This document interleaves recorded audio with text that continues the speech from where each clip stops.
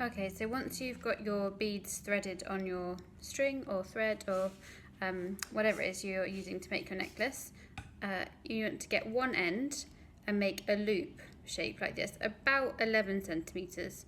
So the length doesn't really matter, but you want a little bit of like a good distance to work with. So you want this in a loop shape, and then you get the other end and kind of lay it underneath the loop, so that effectively you've got now 3 pieces. So you've got the loop here, so kind of 1 bit, 2 bits, and then the third bit, which is the inside bit of the other end. So now what you want to do is you're going to be working with this outer or the inside bit of the loop. So the loop goes all the way around and you're creating this thing. So you've got 1, 2, 3. So you're working with the third strand. So pick up your 3 together, kind of holding them at the loop end, and the loop is really important, so you could put your thumb over that. You want to keep that in place, and then you want to take this inside strand, so the third one, and loop it underneath all of the threads. So kind of pull it from underneath, and then you're going to wrap over 3 times. So once,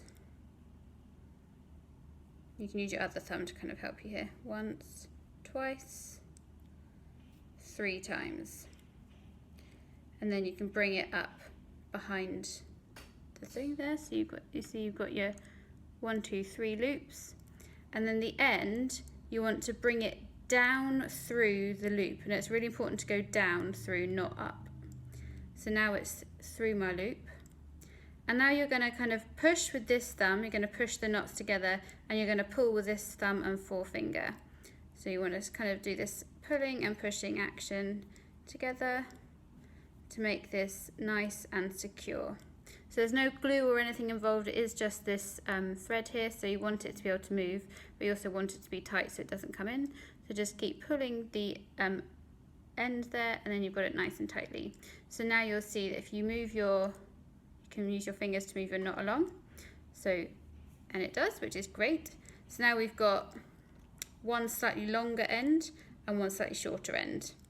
So we want to pull the knot along, so we're making this long end as a bit longer, and then we're going to repeat this on the other side, so we can move that out there. Let's kind of get the thread so they're flat and not twisted around each other just yet, as they are at the moment. Okay, so exactly the same, but on going the other direction. So we have the loop here, so we're going to go in that way. We're going to pick it up, and then we're going to take the outside one, so we've got the middle thread this time is the one that's already connected to the other knot, so here, and then we've got the loop here. So we're going to take the third bit, which is the end, and going up to the loop there. So again, put your thumb over the loop, putting that strand underneath, and we're going to wrap it around 3 times. I just dropped it. 1, 2, 3. And then once you have your 3 loops, you can again bring your thread down through your loop here, and then we're just going to push and pull again.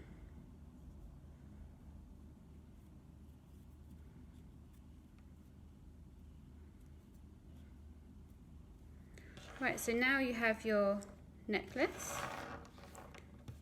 So you want to trim off your ends, so that once the knots are nice and secure, you can just use a pair of scissors to trim them off, so you haven't got such a long bit of excess thread there. And now you can adjust the length of the threads to however long you want your necklace to be. So just like this, just by pulling the knots. You move them in together and straighten them, then you can have them even together so that you've got your longest extension of your necklace, or you can pull them out a bit so that you've got a much shorter necklace.